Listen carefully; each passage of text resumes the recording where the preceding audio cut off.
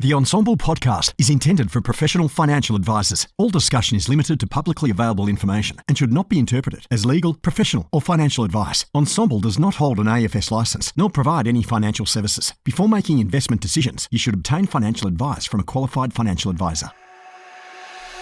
Hello, my name's James Wrigley. I'm a financial advisor and one of the principals of Melbourne-based financial planning firm First Financial. I've been a long-term listener and contributor to the Ensemble group and podcast, picking up some amazing nuggets of gold over the years.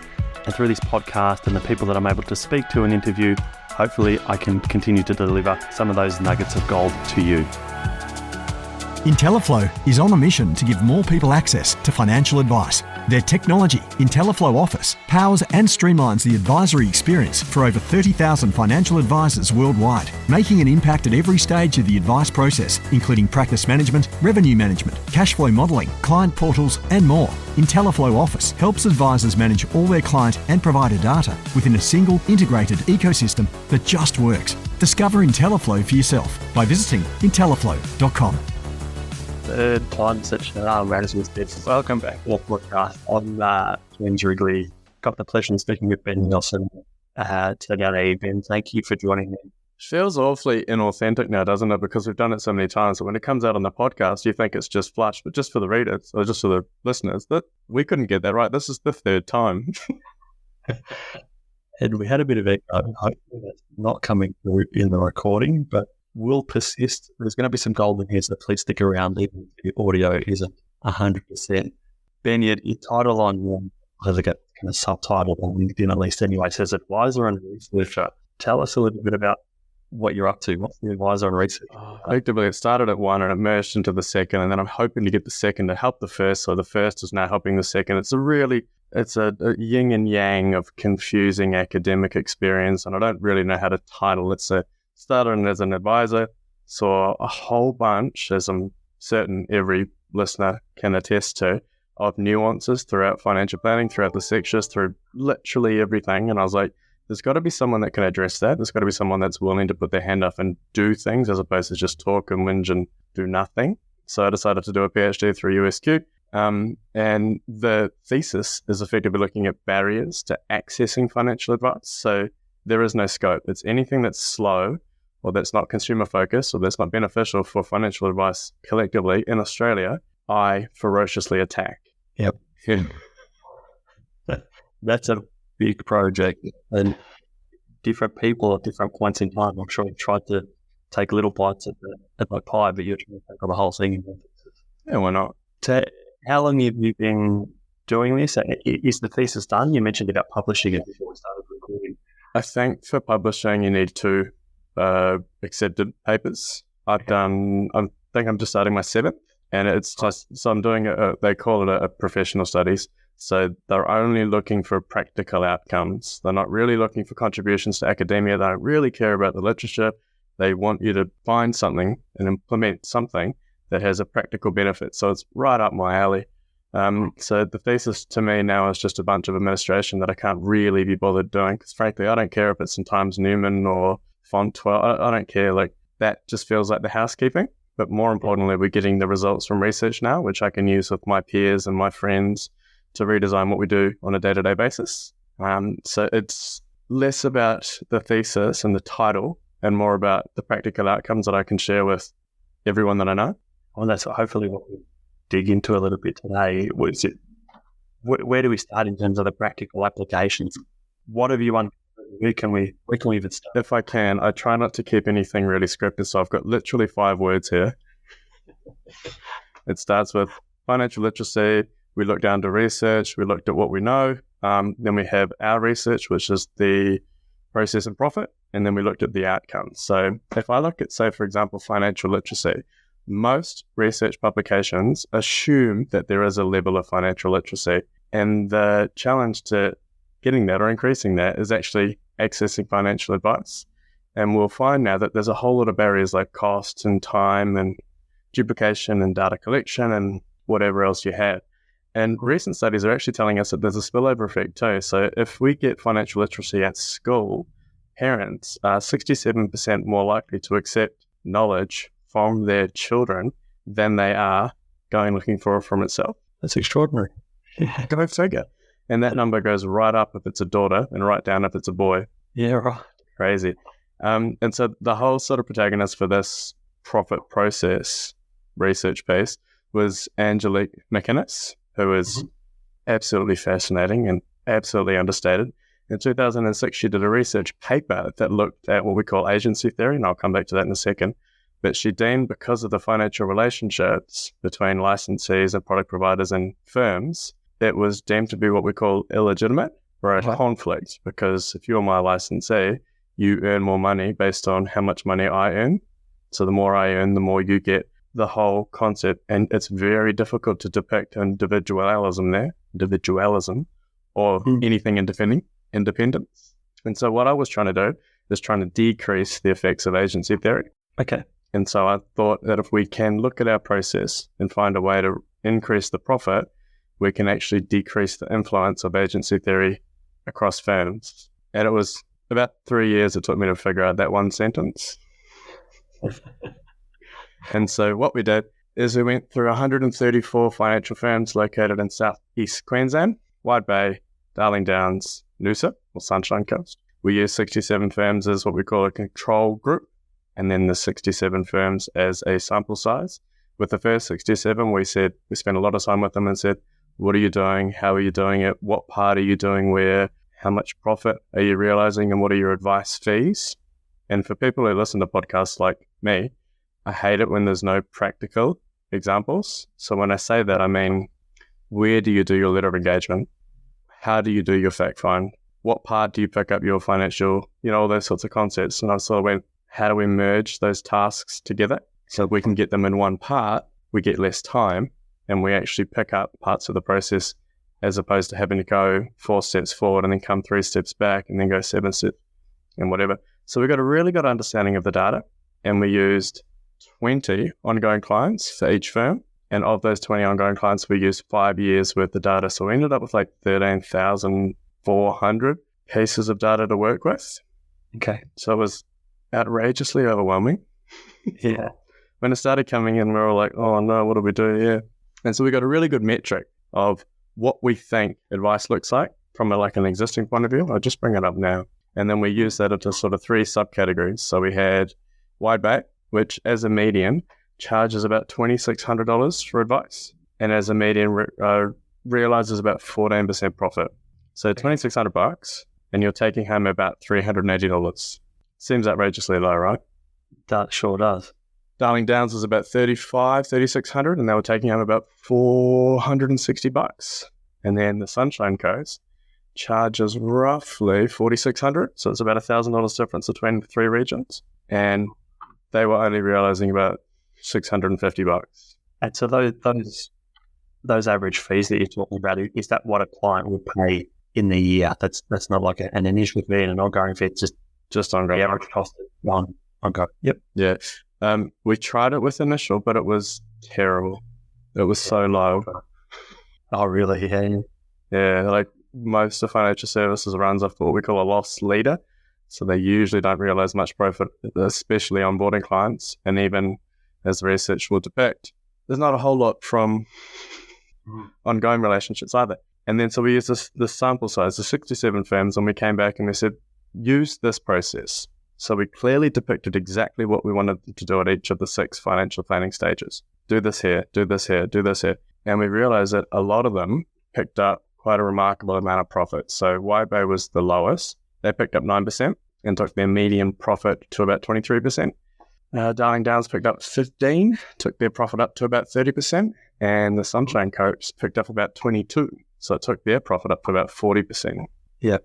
And so you post you put on LinkedIn was about, is there, I guess our business is operating a profit to begin with, but then is there other means to increase the profitability other than just the client fees? That was kind of the gist of the post, wasn't it? Yeah. So in terms of agency theory, if we increase the fees, it doesn't do anything for the relationship. It just puts more burden on the client and ourselves, because then it makes the portfolio look worse if we're taking more and the returns don't change.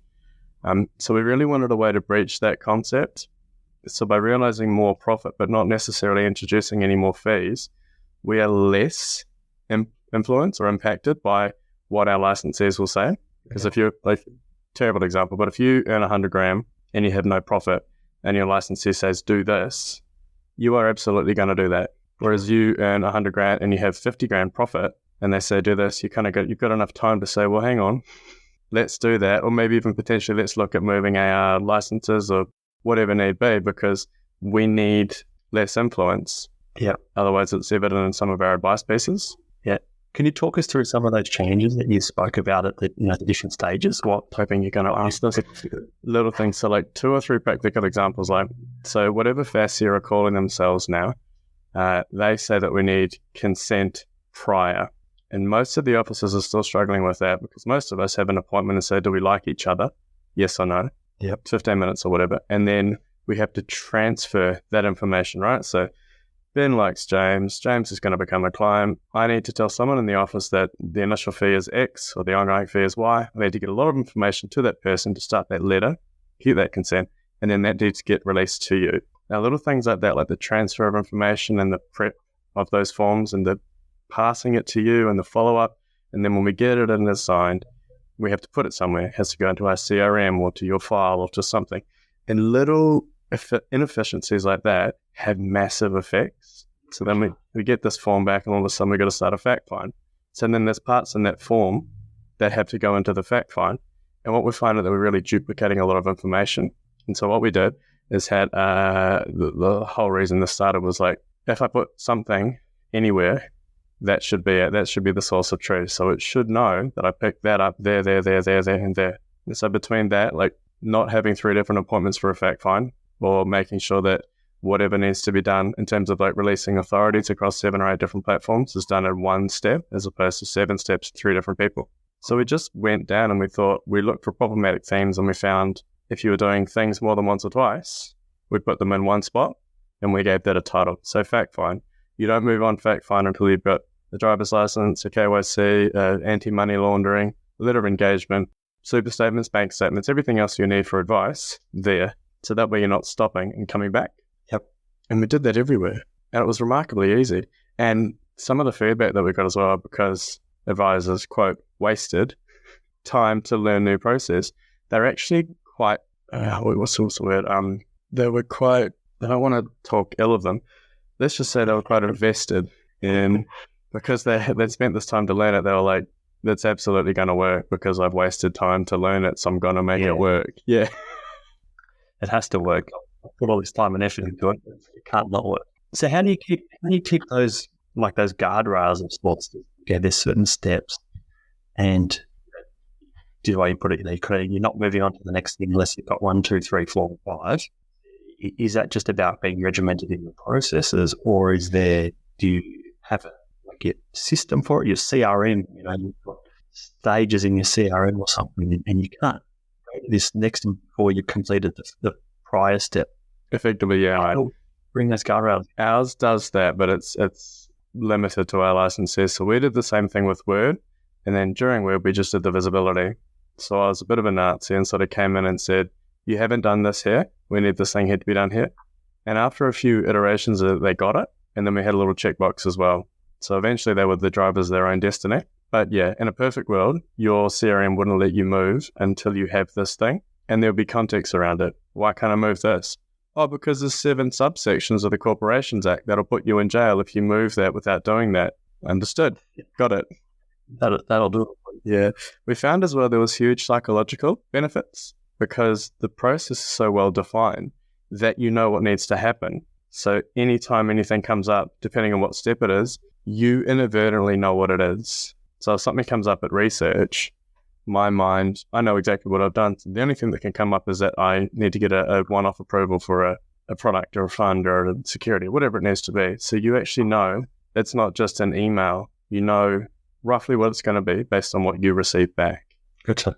So what else did you have any other tips other than like this kind of this regimented process that was helping with profitability? Anything else that you identified? That was it. That's it. Process and inter-office communications. So we found a couple of things that advisors, one being one as well, so I'm not trying to offend anyone, but advisors pass tasks across.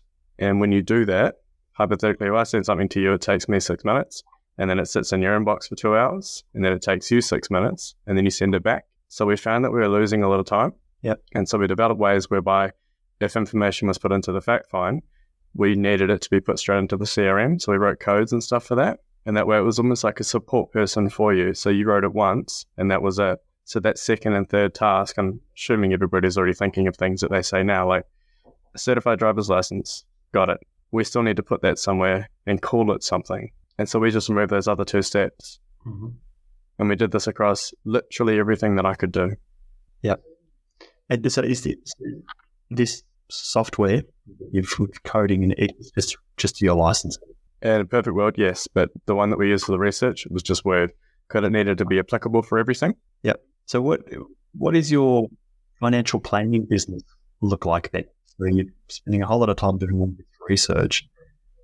I would imagine you're influencing a lot of what you're uncovering as part of the research into your financial planning business. Can you talk us through what your financial planning business looks like? I feel really sorry for my clients because they've got no choice either. I just said, do you want to do this thing? And they're like, no. And I was like, well, guess what we're doing.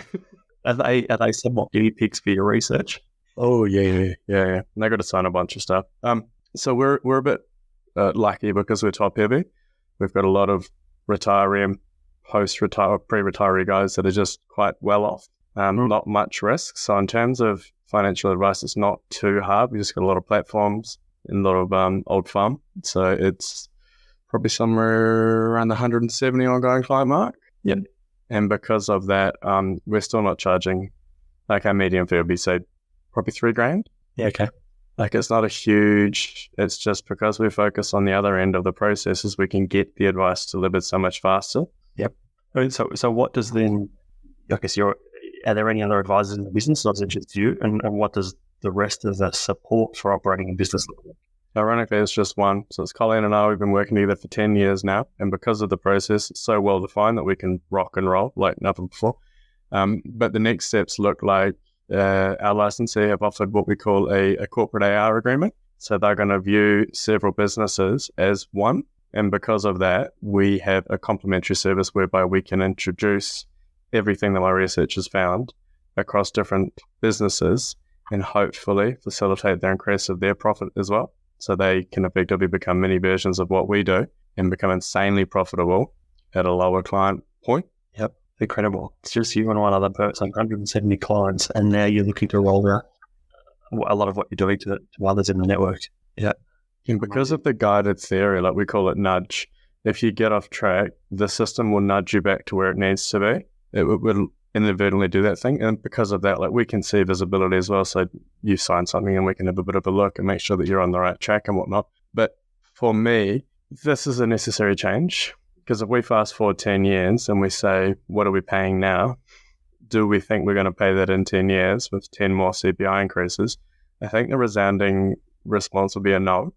So something needs to change with financial planning. Otherwise, you're going to struggle to have relevance, both from a byproduct of what a statement of advice is and also the arrangement.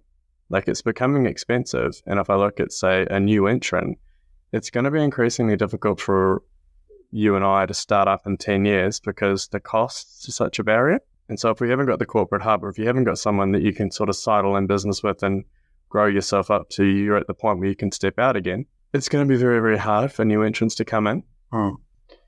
Do you mean expensive on the side of like the fees that we charge for the advice, or just like the salaries within advice as well? Or is it a combination of both? At one moment, so not that I'm taking a shot or anything, but the cost to be an advisor. We've got an ASIC levy. I don't really know why. We have licensees fees, especially when you're green, you've got paraplanning.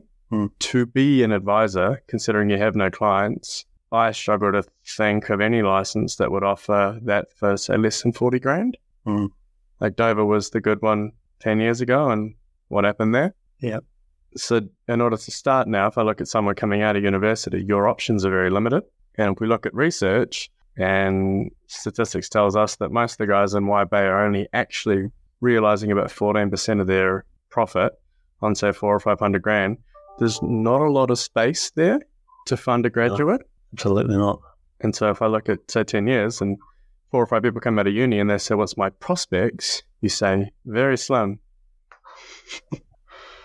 How do we change it all? Or is that whole kind of crux of the research to become more profitable businesses, not needing to increase the fees, but there's other changes to make it more profitable, and then it's more attractive to younger entrants and all the rest of it? Because on the other hand, we hear all of the, there's this huge wave of people going to turn 65 over the next little while. There's going to be huge demand for advice and all the rest of it.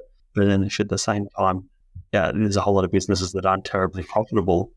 How do we manage that? Or do people just suck it up and just run businesses that are only running at 14% profit? What would you do? Turn the podcast around. Yeah. What would I do? I suppose this is something that I'm grappling with myself at the moment. I think what people have done in the past is you end up being really narrowed for a certain number of clients, for a certain demographic of clients, and you charge them a lot of money for that advice. Mm-hmm. Far more than $3,500 a year, in the hope that drives the profitability, and then you can afford to employ more people, and you can build and you can grow from there if that's what the aspiration is. But that's what we've done the whole time. But your research would say that as much as people might be aspiring to that, it's only 14% profit that's dropping at the bottom end. Crazy, isn't it? So I treat it like a case. What would I do if a client came in and said these exact parameters to us? And it's a collection of acting smarter and moving smarter and being literate yourself. So what do we want? And then also addressing your costs. So how do we reduce costs if they're not necessary? And also how do we bring more people in with either skin on the game or skin, what can we do? And the options, unfortunately, now are very, very limited. So what we need to consider is how do we either merge businesses or buy businesses or fund new entrants? But as it stands, which is quite interesting because McInnes told us this 8 years ago, things need to change.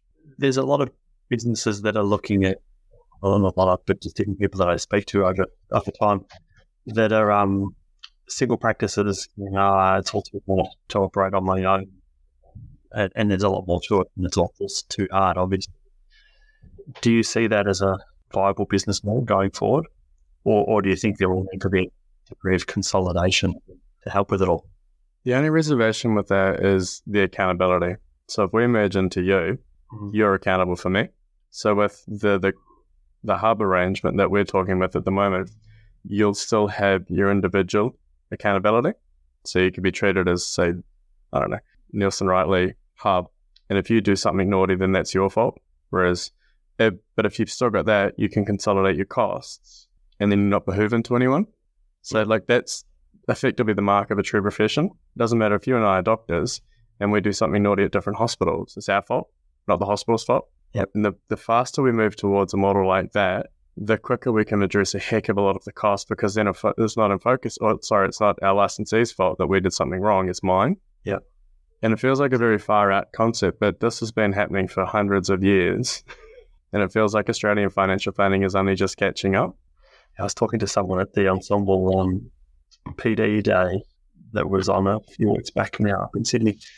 And over lunch, someone was talking about this idea of, they'd actually kind of got their own license, but it was four, maybe five independent financial planning businesses that were all operating on their own license. There's this kind of idea of like you're talking about. And so each of those 4 or 5 different businesses had a different responsibility related to the operations of the license, but they had their own license. There's some degree of shared services, I believe, but operating as a little hub. So each individual has had its own profit and loss statement, did its own thing, its own way, shared responsibility for this license as a little hub, as you're referring to. An interesting way of setting things up to explore, I would think. So that's effectively what we're looking to design at the moment, but with the support of a license. Yep. Which is fantastic, because if I look at the costs, you still don't want to spend $1 million developing your own CRM.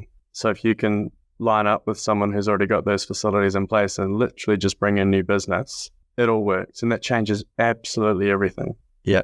Interesting way forward for those that are considering getting out of being on their own and joining someone bigger. Maybe this idea of teaming up with others and forming your own little hub as you thought.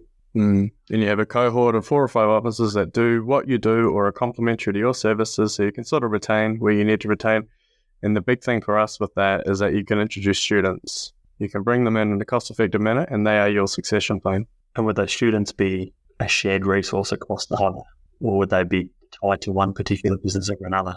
When we were talking about it, we decided to share them on the pretense that if you can give them, say, for example, there's 3 with us, 3 different learnings. So if you learn just for me, I create another me, which is hypothetically not good or bad, but I've got my own limitations. Whereas if you do 2 other people, that student gets 3 more influences. So you're actually developing the person a bit more as well, which is rather unique. Absolutely. Which I guess maybe leads on to the next bit that I want to talk about, and one of your more recent posts on LinkedIn. You're asking for more advisors to be involved in sitting in on your meetings and interactions with clients to critique you, provide some feedback. Can you talk us through what that's all about? Where I guess is anyone for and what you're hoping to achieve, Paul? Yeah, I'm really excited about this one, mate. So there's 44 advisors that have volunteered so far. Oh, really? It's only 5 days or so ago that post was up. Yeah, like a lot of the weirdos just sent messages as opposed to like, I was going to make another comment saying the correlation between likes and comments is stupidly low here, guys. We want input, not just, but yeah, so there's 40 odd. Yeah. And what I'm hoping to do, like if I look at other standard or accepted professions, they always have an assessment criteria. They say the lawyer is doing this or isn't doing this, thus this is the area that needs development. With financial planning, that doesn't exist. So I don't know if I'm good or bad. I don't know if what I'm doing is right or wrong. And so what I've done is gone through the literature and found 7 subcategories of professionalism with financial planning, with regulatory, with behavioral finances. And I'm hoping to do what we call a Likert scale and then write sub-questions with that. And then what I want is for someone like you to watch me with these clients and these interactions and record it depending on whatever. I mean, that makes the most sense because then everybody can, and then literally give you a framework for feedback and say, what did James think of Ben during this interaction? And then I'm going to use your feedback to further define this assessment criteria. And then I'm literally going to take it to ASIC and say, here's exactly what we need to run every so often to make sure that your advisors are doing what they should be doing. And it's impartial because it's peer, right? So I don't owe you anything and vice versa. So if you think I'm bad, you can say it. And that way we're holding each other accountable. That's the next step towards professionalism or recognized professionalism. This is the whole professional year that your advisors have to go through anyway. But here in the past, before professional even existed, we would have younger people, associate advisors or whatever, kind of sit in on those meetings and learn and start to talk to clients and start to engage with the clients. And then we kind of critique them afterwards. But it's doing that I'm sure other businesses are doing as well, but on a larger scale, just giving a framework for everyone to be held accountable to, for want of a better description. How amazing. And then you can take so many of those things away. So you don't have to be so rigorous with your audit because audits really just look at your document. You can actually develop yourself personally. I've got a mate who's recently got off the program and he's now a pediatrician. And he said that he had to go to a hotel where 3 old surgeons just critiqued the heck out of him. So they said, hi, your patient's done this. What do you do? And so he blah, blah, blah, blah, blah. And then they said, boom, this is happened. What are you doing now? And they just hit him. And they pushed his buttons and they tried to wind him up. And Ben said, you have to be cool, calm, collect. You just have to respond. And then he said, I got up, didn't say a word, went to another room, another scenario. He said that for 3 days, 3 different times. And then he got an email a week later say, congrats, you passed. Obviously, that's a lot more severe than financial planning, but why aren't we moving towards a model like that? So just because like the downside that I see with PY is that they only know what I know and I only know what I'm willing to accept. So if you tell me you should do this, I say, shut up, James. But this, or I choose to take it on. And if I don't take it on, I shouldn't be teaching anyone. Yeah, and that's because I'll like someone coming to my meetings, and my meetings only in my direction, they become a mini James. That might be good, that might be bad. But yeah, the interaction with others. And so if you're working in a larger business or new entrants into financial advice that happen to be working in a larger business, there might be the opportunity to go to different meetings and learn from different people and different styles. But there aren't that many terribly big financial planning businesses around anymore. When it's happened, it's all kind of split off into fairly small businesses all over the place. Where there might only be 1 or 2 advisors involved in the business. So this framework would be fantastic. Especially if you're coming in too, like if we get taught a certain way and then we go to buy a business, we only know what we know. So I did it a couple of years ago. I bought one in Rockhampton. And I walked in and said, how much do you want? And he said X. And I said, great, done. That was it. Like, it seemed like a good price. Yeah. Whereas now, if you just like, never. You go through documents, you go through advice, you go through absolutely because of what I know and because of how much the world's changed. But I'm very lucky we managed to make that one work. He's going to say, how did they go shopping? So the whole thing is self-development. The whole thing is accountability. Like, if we want to be recognized as a profession, we need to start acting like one. And we can. There's nothing stopping us. And every conversation I've had with ASIC, is, admittedly, there isn't a lot, but they are all for development. Never once have they said, no, we don't want to do that. We don't really like you. They're like, if you want to grow, you grow. Don't let us stop you. What's next for Ben? Do you plan on continuing to wear two hats, this kind of researching and changing the way that we do things as well as operating a business? Or is there has been a bit more focus on the thesis, just on the pretense that we're trying to have children as well. So as soon as that's done, then I really want to focus on this assessment criteria and get as much feedback as I possibly can. So everybody listening, please help. And then I think I'm going to make active steps towards realistically pushing financial advice in Australia towards a recognised profession. It seems biased, and I'm willing to fight anyone on this. But I think if we get that title, a lot of our red tape will drop. Like, if we are recognised and we have systems and ethics review boards and everything in place, we won't need as much from our licensees. We won't need as much. And if we can change the accountability from, say, licensees of someone to Ben, then all of a sudden we're going to be a bit clearer with what it is that we're saying. Yep. And if we can mix that in with increasing our profits or increasing our process via profits, we take a big step towards not official independence, but towards developing the sector, which has massive flow-on effects like perception, profit. Most importantly is relevance. Because if you look at, say, you or my generation or the one underneath us, there's a 0% chance, obviously that's not an actual statistic, but there's a 0% chance that Gen Z is going to read an 85-page SOA document. It's not happening. Yeah, exactly. If we don't take the steps to change it now, we might as well all sell. Yeah. Your research and your process and stuff must work, because I'm still stuck on that you're running 100, you got a client business with 170 clients, there's one other person, and you're doing all of this research stuff at the same time. I feel like I don't have time for anything, and you're doing it. So there's proof in it just in yourself. Incredible. Well, thanks, Ben. If anyone wants to get involved with your research and the critiquing and stuff, where can people find you? Where can they reach out to you? Oh, LinkedIn, easiest. I like LinkedIn too because you can see if I've seen it. There's no hiding. I was looking the other day.